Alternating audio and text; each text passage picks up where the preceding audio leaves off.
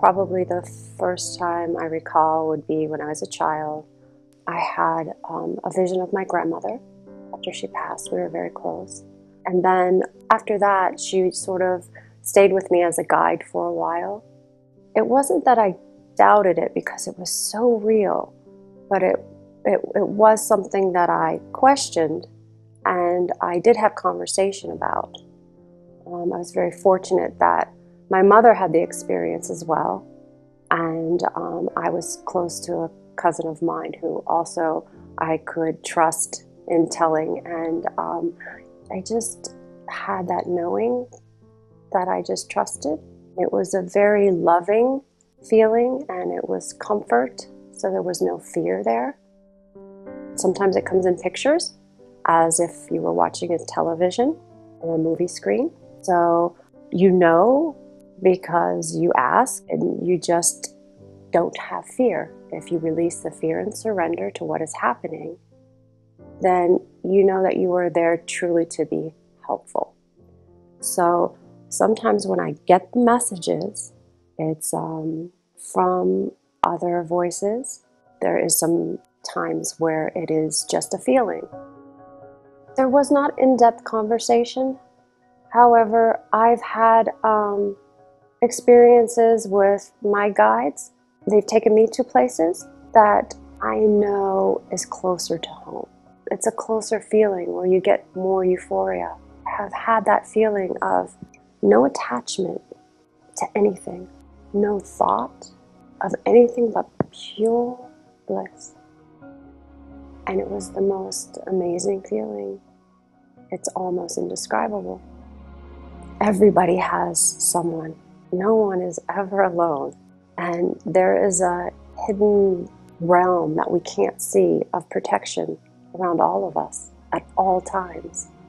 It's difficult because our experience in the body is that we must feel it or, learn it or be taught or it has to be tangible for it to be real. But that's not true.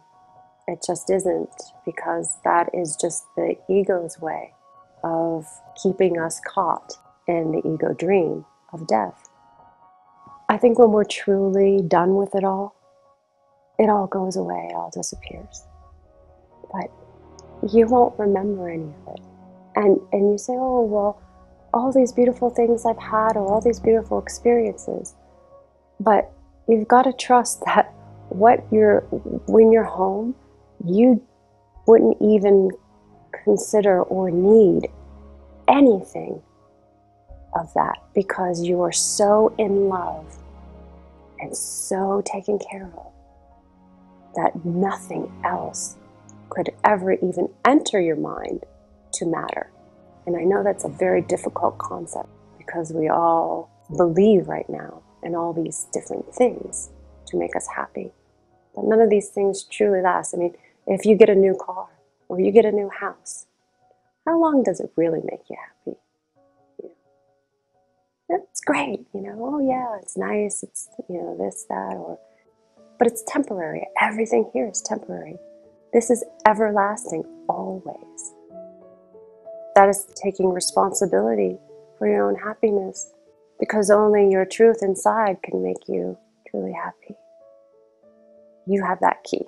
Nobody else can hold that key. Not anything outside of you, not anyone outside of you. It comes from within you.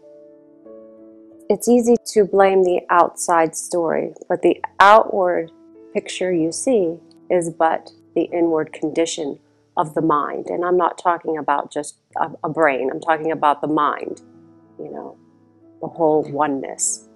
Okay? So if we are all one, right, like a glass ball, and it shatters, we need every single speck of that glass to make a whole again. So every single human being, plant, animal, everything you see is important equally. And that's what we forget. We've got to take responsibility for ourselves first before we can help the whole. Doing even simple things such as joining with friends and laughing, playing in the garden, walking your dog, saying hello to somebody, kind word. We think it has to be so difficult that we have to be, a martyr and run off and do some amazing thing like donate $1 billion to a charity. Now, don't get me wrong, this is amazing, and of course we need this as well. But everybody's journey is equally important because it teaches us all something, and it puts the joy and the laughter back in the world, and that helps raise the vibration, helps us to remember that we are that pure consciousness. So if you take a moment and you step back out of the drama and really look at what's happening in the situation and look within inside yourself, you will see that mirror, and you will see that, there is something that needs to be healed within inside of you.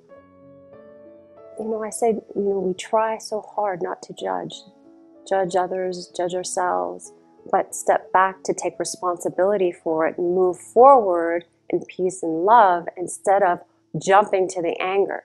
And I say this, but it's not as easy as what it seems like it should be. It's practice.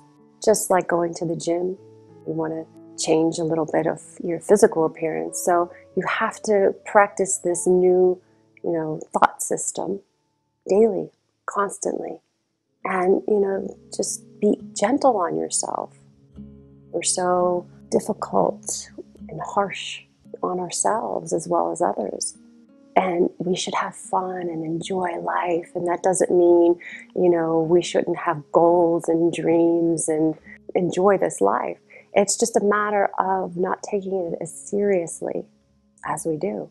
And those people who may seemingly have it more difficult than another, we've all had that in some other lifetime, if you believe in that, or in some other journey.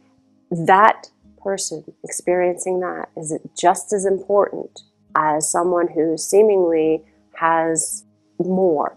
But please understand that nobody has more than anybody else. If you live in a large, beautiful house, does not mean that you are happier than somebody living in a shanty shack in India. It's how we see within ourselves. And again, it comes back to that peace that lives within ourselves and the joy that we put out into the world. And choosing to walk with the Holy Spirit or choosing the ego and living in anger. It comes down to the simple choice of, I'm in this situation, do I want to continue living in it in anger, or do I somehow find joy in life that I'm living and try to give something? Because even if you're poor on the street, you can look at somebody, you can smile, you can reach out your hand, you can help somebody in such a simple way, and that will bring joy. The most important thing is whatever you do it because it brings you joy. And when you're doing that, you're putting that out into that's a vibration. We're energy. This is what we truly are. We're energy. Choosing to live in the circumstance in peace or choosing anger and fear. And I think that is what attracts what your surroundings become. Because if there is chaos that you are seeing outside of you, there is still chaos in your mind that you need to forgive and surrender and let go. Because it's forgiving yourself for the mistake. It's not just, I forgive you. It starts with me. Because we are all one and we are all connected. Having the dream of separation was just a tiny mistake, that it was just in an instant, and then the fear set in, and then the ego came and said, hey, do you need to hide from your creator? Do you think that you're in trouble? Well, come on. We can be our own God, and I'll create this whole, place for you to hide.